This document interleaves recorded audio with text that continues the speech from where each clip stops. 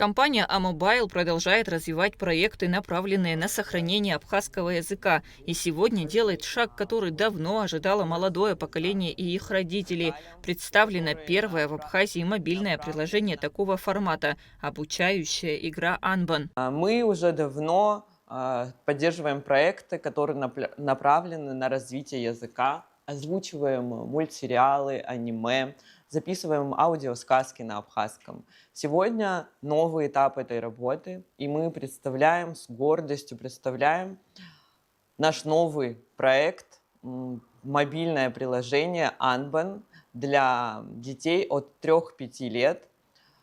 Это совершенно новое, то, чего еще не было в Абхазии, образовательное приложение для детей всех возрастов и даже для взрослых, которые держат в себе ребенка до сих пор. Анбан объединяет 10 интерактивных мини-игр. Собери букву, собери слово, разукрашка, математическая игра.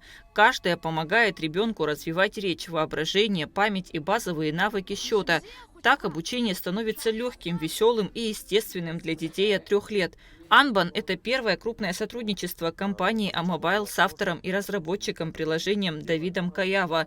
Именно он собрал команду специалистов, художников, аниматоров, музыкантов и реализовал проект от идеи до полноценной образовательной платформы. Стали искать идеи для дальнейших наших приложений, разработок. И пришла идея создать что-то простое, легкое и использовать для общества. Так появилась идея обучающей игры для детей с уклоном в абхазский язык. Эта идея не сразу сформировалась, то есть мы думали, какие игры будут подходить в качестве примеров. И как-то в интернете нашел игру, название не вспомню, но ее особенность была в том, что в игре был персонаж, который помогал ребенку учить английские буквы. Это был львенок небольшой.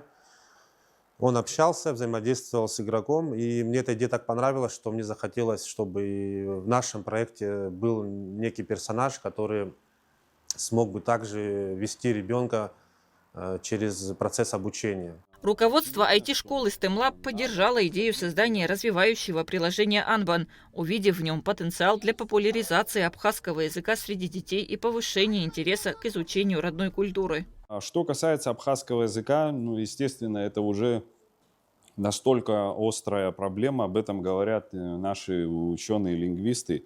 На самом деле, если ничего не предпринимать и оставить все как есть, то говорят о том, что через 50 лет абхазского языка не станет. В принципе, мы уже в списке ЮНЕСКО исчезающих языков.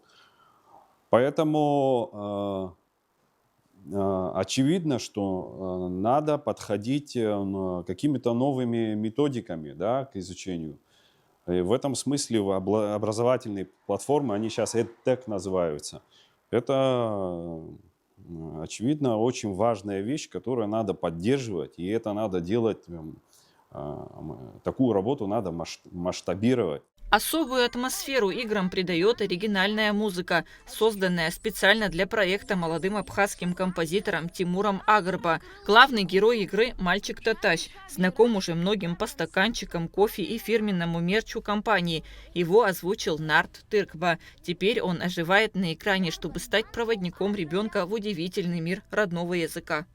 Я знал, что за проект, мне мама сказала. Я согласился, чтобы помогать детям. Дети должны разговаривать на своем языке, чтобы дальше еще их дети тоже разговаривали, чтобы наш абхазский язык не терялся. Я озвучивал персонажа Татащ, и это было не так легко. 514 слов я озвучивал, даже больше. Приложение идеально подходит как для детей, которые только начинают свое знакомство с абхазским языком, так и для тех, кто хочет закрепить уже имеющиеся знания. Анбан – это не просто развлечение. Это новая глава в цифровом обучении на абхазском языке и первый проект такого масштаба, созданный для того, чтобы родная речь звучала ярко, современно и доступно каждому ребенку. Приложение Анбан уже доступно для скачивания на всех популярных мобильных платформах App Store и Google Play. Кунда Шоуа, Алексея Гухава, Абхазское телевидение.